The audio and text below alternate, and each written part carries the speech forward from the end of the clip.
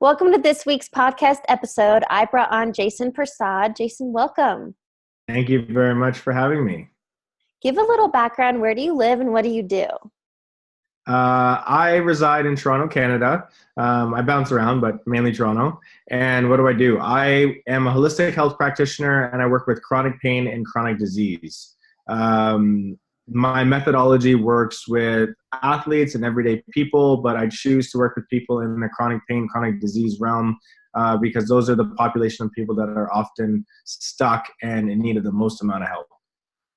And chronic pain or chronic issues, where did that come from? Like, how did you even get into that? So I started as a strength and conditioning coach, and I was a bodybuilder myself, so very much in that performance realm. And, I did that personally, but professionally, I worked with everyday people. I worked with a few athletes. And because I was good at what I do and I solved a lot of problems for athletes and everyday people, I ended up getting more and more like sick people that kind of came my way. And there aren't a lot of people like myself out there for the sick population or the population of people that suffer are in pain every day. They're kind of lost as to who to go to. They have their doctors because they're in pain and they have disease. So there's the medication, right? And they don't really have anyone else to reach out to. Other than that, there's just nutritionists and, trainers and regular therapists. And most people do try those people. Those regular individuals don't often see success. And so I have focused more on the chronic issue side because those people are just, as I said, they're suffering. And it wasn't really what I do with them that changed. Like what I do with someone who's chronically ill, I would do with someone who had to lose 50 pounds or even a performance athlete. Like my perspective of the human body is the same, but I changed the way that I was targeting my business and the way I was speaking about my business. And obviously that changes who I attract. So what kind of examples of this chronic pain and illness do people have that you work with? So chronic pain would be, I have a bad knee. I have a bad back. I think those are all, BS answers, so to speak. I believe people don't know how to take care of themselves or have the right biomechanics because at the end of the day, you were born with a good knee and a good back and you did something to it. So you just haven't learned how to deal with it yet. And to be honest, going to a chiropractor or a physio to put a Band-Aid on it or make it feel better isn't going to, it's not going to solve the problem. You have to actually figure out why that knee is constantly having issues, right? And then with that being said, you have the whole chronic disease world. So that's Crohn's, fibro, IBS, Hashimoto's, Lynch and Planets, like you name it. Like people have chronic health issues. Now there's the realm of chronic health, which is lifestyle related, such as obesity. In Europe, there's like obesity. A lot of people have teeth issues. They're overweight. Like that's like lifestyle stuff. Like you got to watch what you put in your mouth and you're going to need to work out. But then there's a whole group of people that like most clients who come to me eat super well and still suffer, right? They eat a clean diet, they eat a cleaner diet than athletes or people that go on stage, but they're still having chronic health issues and they can't get, over this hump, so to speak. And the medical system puts this disease title on them and they're stuck with that for their entire life. And I've worked with a few individuals now where we've been able to kind of reverse a lot of their symptoms where they live like a normal person and they're out of pain. Now, if they were to go back to the way they used to live life, they'll probably get that condition back. But we have to remember that conditions they are a set of symptoms. In my opinion, they're a set of symptoms that explain that disease. That's really it. Like fibromyalgia isn't a disease. It's a set of conditions that you have that fall into that category, right? Go ahead. Well, so I have a question for you because I very much come from the realm of, and I know we've talked about this, but I want the audience to hear, but I come from the background and people that I follow and the teachers that it's all about, there is no disease. It's dis-ease.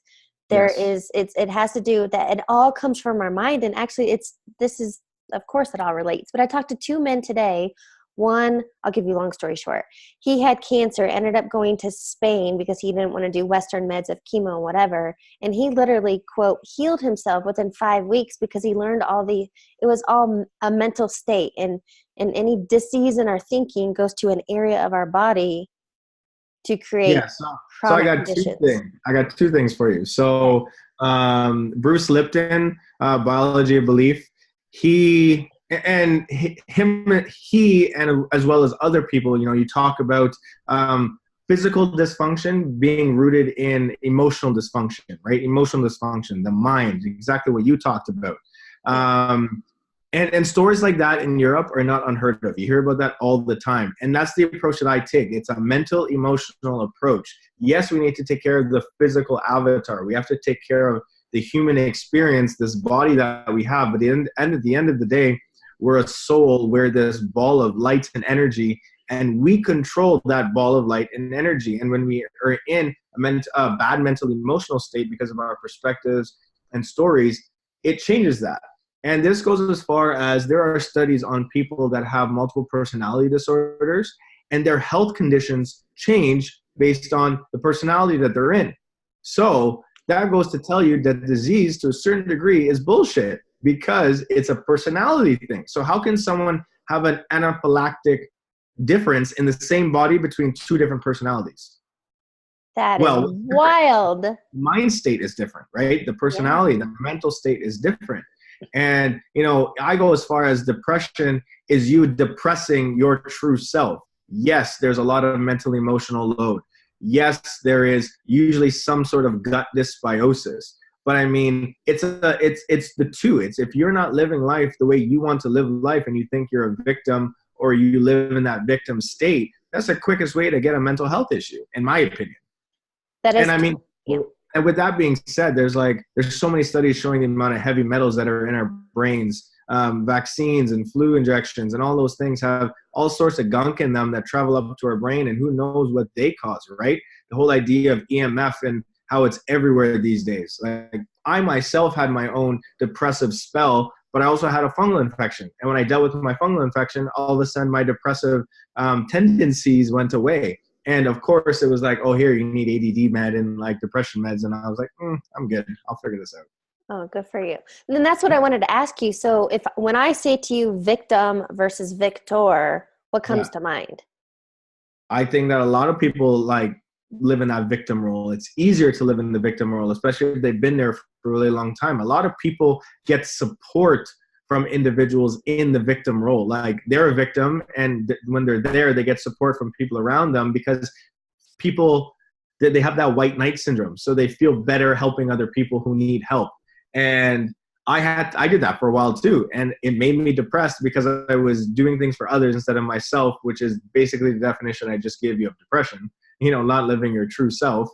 And victor is hard to get into. It takes energy to stand up and be the victor and move forward instead of staying where you are and playing that victim role. I talk to a lot of people where they blame their environment and the people around them. And that's why X can't happen. I can't get better because of X. I can't change because of X. Persist what you resist. And if you argue for your limitations, you get to keep them, right? Yeah, you're 100% right. You will not get better because of X, because you just said that is your belief system. Yeah. Right?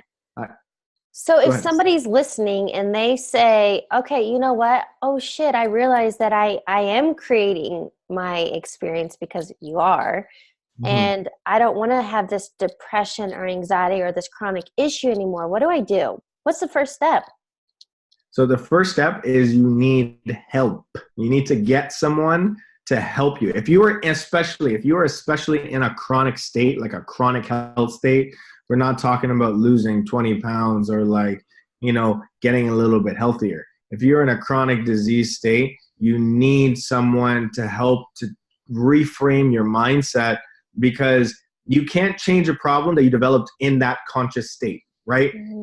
If you developed a problem in a conscious state, you have to change your conscious state to get out of that problem. And it's very hard to do that by yourself. I'm not saying it's impossible. It's just hard. Like, I work with other health practitioners. I have clients who are holistic nutritionists. I've worked with doctors. I've worked with med school students. I've worked with highly educated people. And at the end of the day, you don't know what you don't know. You need someone to call you on your bullshit. I have my own coaches. Like, that's it. Especially educated people. They're smart and they think they can outthink themselves, and it doesn't happen. You know, you need to address not only the physical, micronutrition, gut, different organ systems, biomechanical, lifestyle, environment, but then there's a whole mental and energetic game that you have to address as well, which is what you were referring to, the guy who went over to Spain, as you were saying. There's this whole consciousness factor that needs to be addressed, and that is very difficult to do on your own. You know, I did yoga teacher training, and I've invested lots of money in different personal development courses to address the mental, emotional, spiritual, conscious side, because you just can't do it by yourself. Yeah. I mean, I get it. You're preaching to the choir. And on that note, something you've brought up to me, which I also find fascinating, is chakras and how they relate to this different stuff. So can you dive into that? At the end of the day, it's just different. It's different medicine systems, right? Before the world of Western medicine and science, we believed in the church and God. You prayed to God to heal, right? Before the church, there was things like Ayurvedic medicine and traditional Chinese medicine, right? Acupuncture lines, chi flowing through the body. Chakras is more of an Ayurvedic system and relates to Hinduism, right? You have these different energy centers of the body. Now, most of the Western world believes in 7 different energy centers. And every energy center, I mean, you probably see it on Instagram, you see it all the time. We have like a purple ball here, we have a ball here, there's a ball in our throat, right? You see it on Instagram. And these are just different energy centers of the body. And these different energy centers of the body also have organs behind them, right? We have our brain, we have our thyroid, we have our heart, our lungs, then we have our abdominal section, then we have our sexual reproductive, and then we have our pelvis, which is more elimination, right?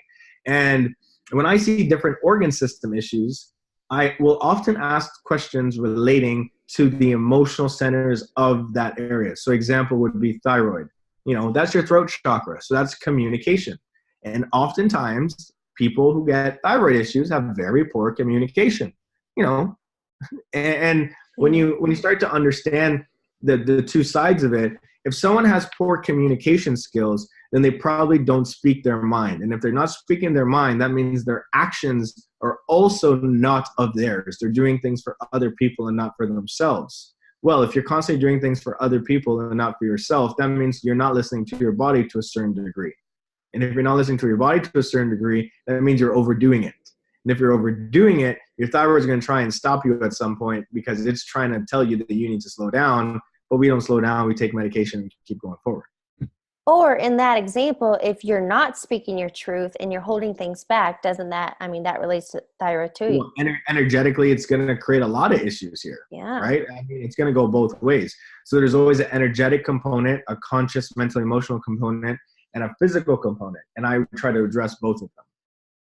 So big takeaways for this are people, all right, so if I need to reach out and I need to find help, whether it's a coach, and honestly, I mean, you could find, maybe it's an in-person seminar. It could be a book. Like there could just be an aha moment that something clicks. You just need, you need to understand the different levels, right? And for one person to understand all these levels is a difficult thing, if I'm being honest, right? I've spent a lot of years studying to try to put the pieces together. And, you know, I've had clients where you give them all the physical digestive protocols, but you can't get their gut issues to go away until you address their mental space, right? Their anxiety per se, the fear of the future. And the fear of the future is based on some, you know, stupid story they made up when they were a child that they still believe in their 30s. Well, now you have a 30-year-old that's living like a 5-year-old because of something that happened when they were 5 and they haven't gotten over it yet. Right? They haven't processed it. So for someone to come to that realization on their own and understand that, oh my God, I am how I am because what happened when I was 5 is just difficult to do. It's not impossible. It's difficult to do. And so if anyone is struggling, I would encourage them to look into their past. There's a website called selfauthoring.com. And you basically process your life. You process all the events that happened throughout your childhood and that maybe frame where you are now. We think about it in our head, but we don't ever write it out. And writing it out is another level of honesty and how those events actually affect you to change who you are today. I have a question for you, because I know you travel a ton doing this and you have connections literally all over the world, right? Right now, like North America and the Caribbean, but working on it. Okay. And I know aren't you heading to Southeast Asia? Yeah, Southeast Asia is more vacation right now, but the goal is, to just share this information. A lot of what I'm doing comes from Eastern Asia, comes from Europe. So these people are doing this already. This side of the world, North America, we're like decades behind of this kind of medicine. We're just really behind this kind of stuff. It's very hokey pokey for a lot of people because it's not science. Yeah, it's woo-woo-y. Whatever. Yes, I'm all about woo-woo. Bring on the whatever woo-woo. that word is, right? But that woo-woo helps a lot of people, so we're going to go with it. Well, question for you. So with your research and personal experience and the speeches you do, have you found a common thread through all of this? No matter the disease, the illness, is there a common thread? Mental, emotional. Yeah. I just wanted you to say it. It's all headspace. People with chronic disease have the most amount of fear. They have the most amount of, and I mean, fear is false evidence appearing real, right? So there's the most amount, and for sure, these people have things going on physically, like no word of a doubt. A lot of people have fungus and parasites and all that kind of stuff, which are the result of not living life in the correct manner, right? Or they have weakened digestive systems and things like that. But there's always a negative headspace. And we have to understand that your headspace creates emotions. Emotions are chemicals. They're neuropeptides released by the brain. And your cells of your body respond to neuropeptides. So the fact of the matter is that the state of your body will act in accordance to your mental state. And your mental state is based on subconscious programming and how you perceive events. Change your subconscious programming, change how you perceive events, and all of a sudden you have an entire new life. I was just picturing a chart as you were, like a little flow chart as you were saying all that. I mean, I get it, but I've also been reading and into this stuff for years. So for some people, this is going to be completely mind-blowing. Yeah, I mean, some people have no idea, like not a clue. But then a lot of people don't believe it. Well, that's their choice. If they like to live Exactly. in that chronic pain and bullshit stories, then keep going. Yeah, so the people who come to me have seen every doctor, every specialist, like they've seen everything they could possibly see and do, and they still want to get better. And so for me, like I've actually, decided to not work with a few clients because I believe everyone has the opportunity to work with me. And then if you're not going to do the work, well, what am I supposed to do? And like, I don't plan on just taking your money and then me being the greedy guy or perceived as the greedy guy who's taking your money. Like you need to put it in the work. I don't heal people. I invoke healing in you. I give you the opportunity to heal yourself because I'm giving you the tools necessary. But I'm not the person doing the work for you. I love this. This stuff is so fascinating to me. I would like to wrap this up by asking you some rapid fire questions. So I have 4 for you, and just whatever comes to mind, go with it. Perfect. What is a quote or motto you live by? Persist what you resist. Okay, so that just means feel the fear and do it anyway? Yeah, it's Carl Jung. It's whatever you have resistance to, you need to work through it because that's what's holding you back. Love it. The one that I'm familiar with that is actually the reverse, that whatever you resist persists. So whatever you're pushing away, you're going to get more of it. 100%. Whatever you're fighting against is exactly what you need. So tackle it. Tackle it. Oh. Explore why you hate it so much because that's exactly why you need it. Embrace it. The people that say they can't sit still, they're the ones that need to sit still. Yeah. Sometimes that can feel, actually, oh my gosh, on that point, not to get off topic, but meditation for me, to be quiet and try to still my thoughts, it's still something I struggle with, but I'm doing it because I've learned when I have those moments of zen and peace, it's so worth it. Yeah, it's yeah, you do need that. It's how you actually find yourself and center yourself. Otherwise you're Bugs Bunny going all over the place and getting nowhere fast. Yeah, chasing the shiny objects. Exactly. Who inspires you? Oh my goodness, that's quite a list. Who inspires me? Paul Chek. I'm going to say Paul Chek. Um, Paul Chek. So it's Paul and then Chek, Chek. He owns something called the Chek Institute. I have many people that inspire me. There's another individual named Roland who is currently mentoring me and like helping me personally and mentally, emotionally. But Paul Chek was talking about organic food in like the 80s and 90s. I read his material from the early 90s, and it is prevalent to today. Like everyone else in the industry is only talking about his stuff now. And like, he was the crazy guy in the 80s. Like he was the crazy guy in the 90s talking about things that nobody believed in.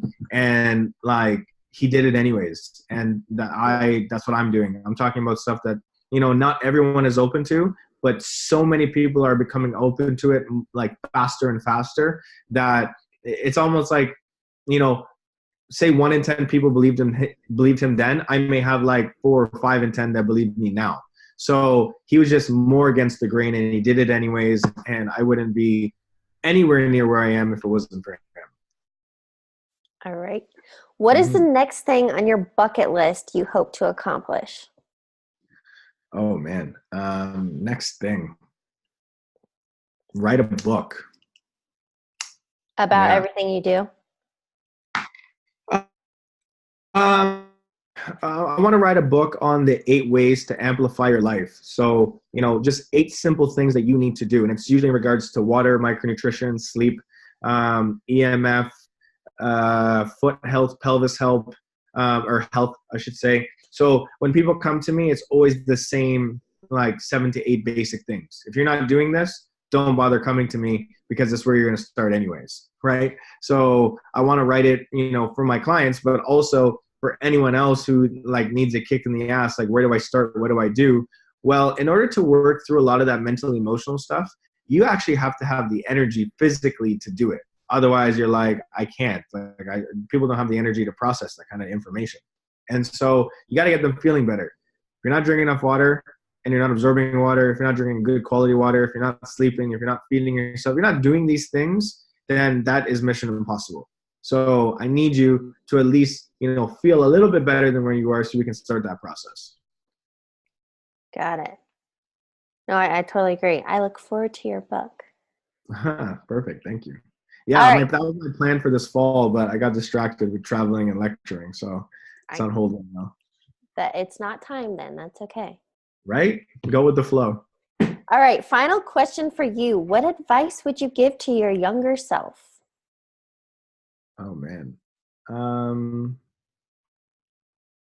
I believe everything happens for a reason, but if I were to give advice to my younger self, it would be to just live to my own power, like do what's right for me. I already find that I do things as I need to do them and I don't resist ideas very long because I like to explore.